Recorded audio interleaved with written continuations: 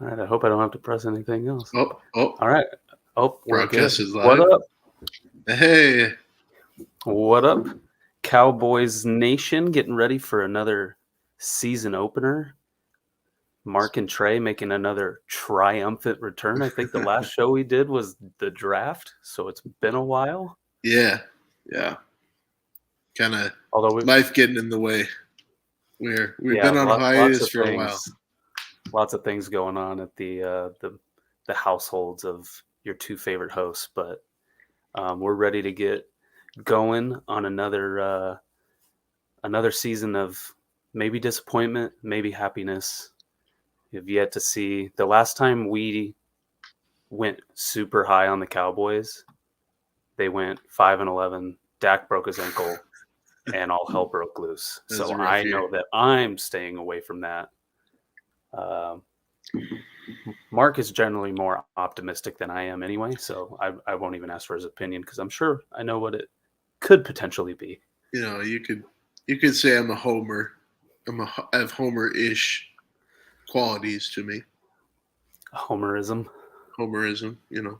I can be realistic though. When it comes to talking about them, but I tend to Right, err on the more optimistic side to it. right. They're generally good for a double-digit win season and then just disappointing us in the playoffs. But we're going to Yeah. start small. We'll start small just with the season opener tomorrow night. Sunday night against the Buccaneers. Going to go over some of our keys to the game and also maybe a little scoring prediction, maybe put it out there. Um, bets. I mean, bets. Do we want to do bets? I mean, I don't. I'm in 4 different fantasy leagues, and Haley would kill me. Haley's my wife, but Haley would kill me if I start betting every week on the Cowboys. Yeah. Or any team really.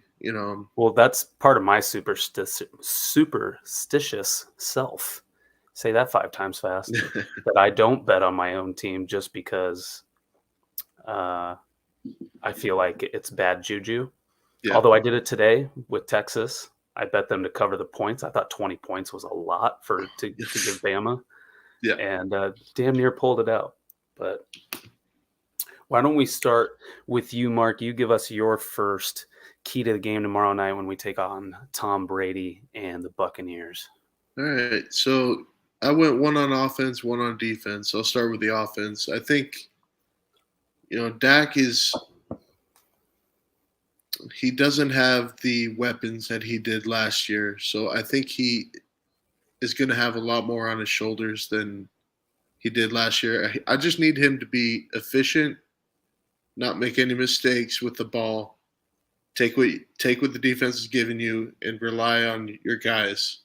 He's had a full off season with these guys, and Right. if he can, rely on guys like Dalton Schultz, who's got, he's become a safety net for him, and maybe take some shots for CeeDee Lamb, but just be efficient this game. That's all I could ask for. I don't need a 400-yard game. All I need is efficiency and maybe a little run game action too to kind of slow the game down for him. Right. Moving the ball, definitely important. I'll piggyback off of that too with the offensive line going in. No Tyron Smith on IR. That's a different discussion for a different day. You know how I feel about Yeah, him as much as I love him. But patching it up with Tyler Smith, our first round draft pick, will be interesting to see because he spent most, if not all, of preseason playing left guard, yeah, preparing to play left guard. I actually liked a little bit of what I saw from Matt Waletzko and Josh Ball. There was a point, and I know that they're playing second string, third string, but watching that yeah, dude boss people around on some of those drives was really encouraging to yeah. see what we have in terms of depth. But just giving Dak time to make those decisions, go through his progressions, and open up some lanes for Zeke, Tony Pollard. We were talking about it before we got on here. We're hoping to see a bigger split uh, between the two, getting Yeah. Tony Pollard more involved. The last thing we did, I said it on that little show that we hopped on. He's the best PBRB in the league. Zeke is the pass blocking running back, best pass Yeah. blocking running back in the league. So just opening up some lanes, giving Dak time, and see what the offense can do without Amari Cooper and CD as receiver number one. Yeah, it's going to be a trial by fire for Tyler Smith out there. He's got a big task ahead of him with Shaquille Barrett coming off the edge, and Tampa's got a pretty good defense, so it's going to be interesting to see how this offensive line kind of comes together a little bit. But hopefully we can get by this game and maybe next, and then we got Jason Peters coming, trying to get his body right on the practice squad for a couple weeks. Get that old ass in there. Yeah, he's got to lube up the old knees, and Right.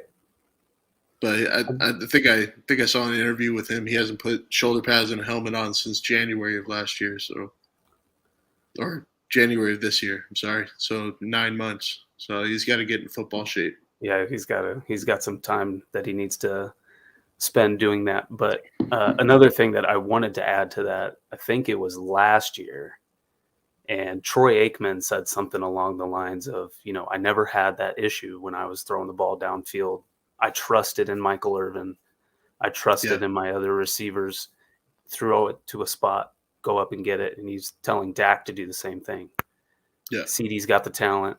He's got the hands. Just throw the ball and let's see what happens. Take your shots when you can get them. Yeah. That's why we love Tony Romo when he had the star on his helmet. He was a gunslinger. He let it go and he trusted in his guys. And I want to see Dak do more of that. Yeah. And I agree, you take your shots where you get them, but I think I don't want to give Tom Brady any more possessions than he's going to get. So making bonehead, dumb throws is not going to cut it in this game. Tom Brady, no matter what is going on at home with him, he's having some issues at home apparently, but he can compartmentalize it and he's going to be ready. So. Don't give him any more possessions than. I am curious about that because that commercial came out and it said all he needed was a vacation, and then he decided to come back. But then he comes back and it sounds like Giselle doesn't want him back. I'm hearing Giselle has moved out, so I don't know what's going on with her. Holy shit! Oh, I didn't even know that. Yeah, I heard that she left the bunker that they live in, and his kids are older. They're high school, middle school, whatever they are. So I don't think it's a kid's thing. I think he's just, football has been his life for 23 years now. Maybe Giselle's kind of just done. So I don't know what their fight is about. I'm just speculating here, as a fan, not knowing anything but looking at shit on Twitter. But that can get you in trouble. Yeah, for sure. Well, they got that big. They're renting or they bought Derek Jeter's big ass mansion. Yeah, in the Bay Area. And you don't need to leave that. That's a fortress. Well, there's talks about him trying to get a deal with Miami and trying to move out to Miami. I don't know. Yeah. It's been a weird offseason. At least not offseason, but like the past 11, 12 days for Tom Brady. There's been a lot of speculation going on what's going on. But the guy's going to be ready to play. You got to think that the age is going to catch up with him at some point. I've been saying for the last 10 years that he's too old. He's on, but then he comes in. And he's only won a few Super Bowls in that time frame. Yeah. So, the guy, until he shows it on the field, he's going to be ready to play, which leads into my second key to the game. Yeah. What on the defensive side of the ball, what needs to be done? They need to get after Tom Brady early and often in this game. Tampa Bay's offensive line is beat up just like ours. Tom Brady does not like to take a hit. We've seen that throughout his career. He'll get all pissy with the refs and start throwing a fit. But get in his head, get him early, get him on the ground, and he's not the same quarterback when that happens. Right. So if there's one strength on this team that I can look at, obviously Dak is a strength, but this defensive front seven can get after the quarterback, especially now the guys are healthy with Tank Lawrence coming back.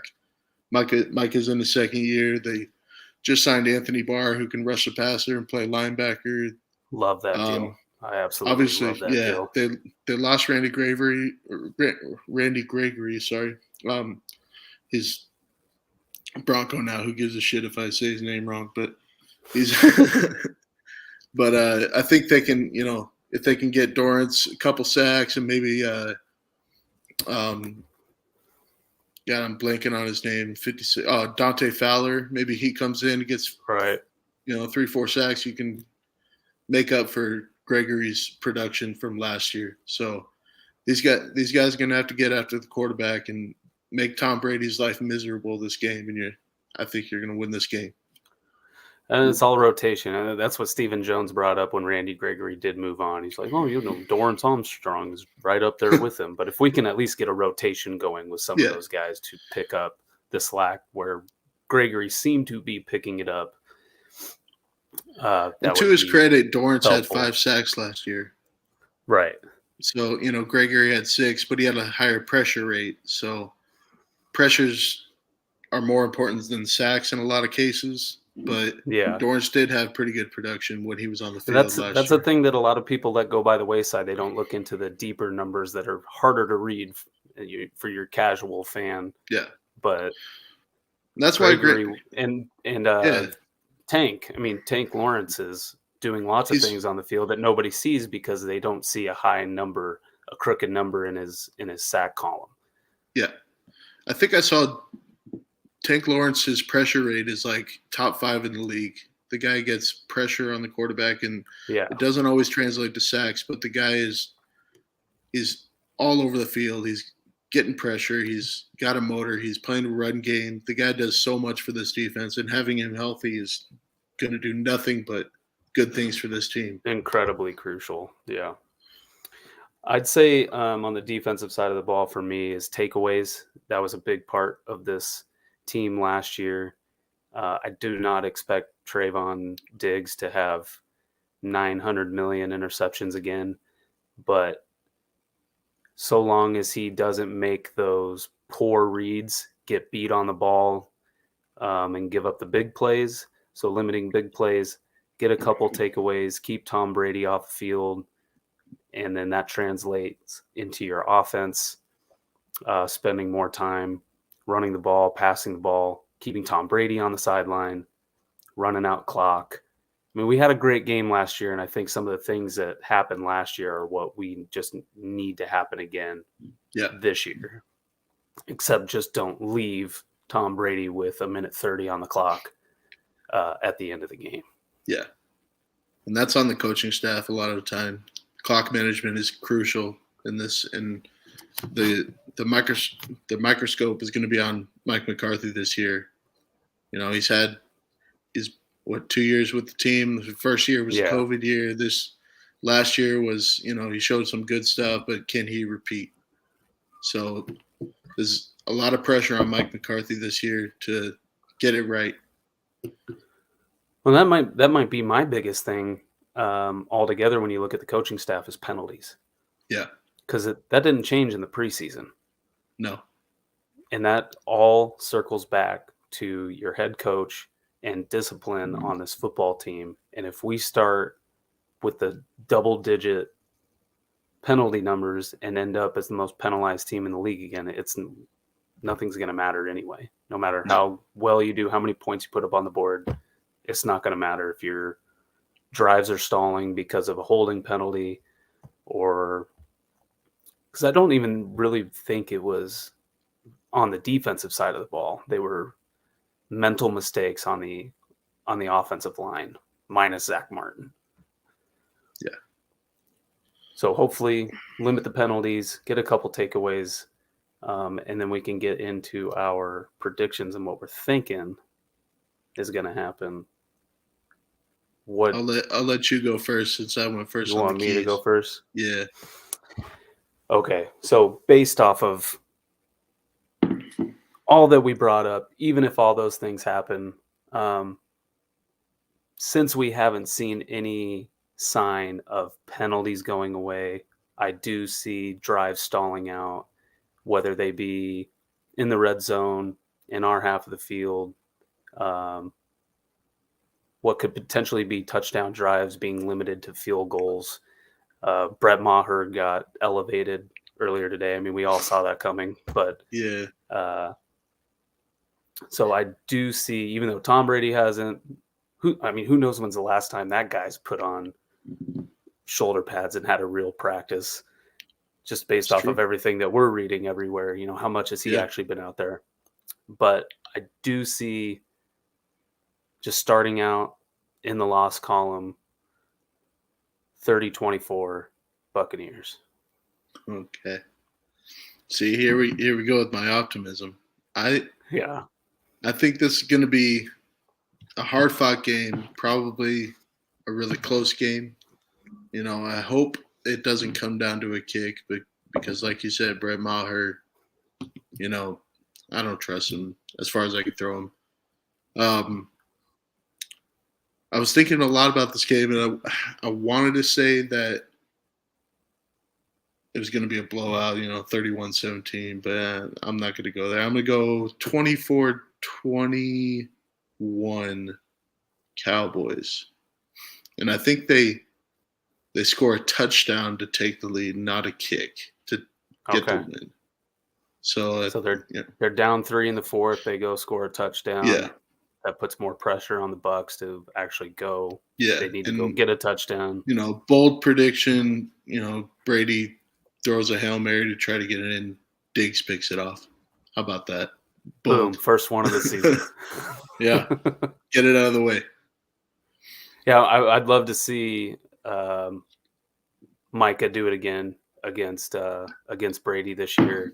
Yeah. And want to see Tank get after it, just like you were saying. If we can get into the backfield, make him uncomfortable, then maybe things will go well. I also thought that the Longhorns were going to lose by more than 20 points today, and they only lost by 1. So hopefully I'm wrong again. Yeah. And they end my pain and misery of this weekend and give me something positive going into the work week. We can't both agree all the time, So sometimes one of us got to be right. Yeah, well, I'm starting off Cowboys 0-1. You're starting them off 1-0. So there we go. We'll see about next week though, with Burrow coming in town. Let's take it 1 week at a time. Yeah, get the young Thundercat in town. See what kind of jerp he's wearing before the game. Because I don't think he can top what he did in the Super Bowl, but you never know. He's a stud, man. That guy. He is. He's got a lot of moxie, and that's what I like about him. He's super confident. He knows what he can do, and we'll make sure that we talk about that before next Sunday. Did you have anything else that you wanted to throw in there before? Lock it up for the night? Follow us on Twitter. You can see the handle right, at Mad Cowboys Pod. Right. We'll always follow back. You can follow Trey and I. You can click the links in our Twitter. Follow our YouTube page. Subscribe. We'd like to grow, and if you're an up and coming channel, that wants to grow, we can help each other out. So reach out to us, and we're pretty approachable dudes. So get at us. Yeah, definitely hit us up. We did that a few weeks ago, and it was a lot of fun. Did a little round table with a couple other Cowboy fans and a guy who was actually a Steelers fan, but he was the host, so there was really nothing we could do about it.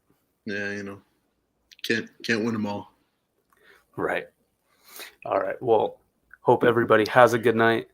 Mark, I love you. We love you, Cowboys Nation, and we will see you later. All right, take it easy, y'all.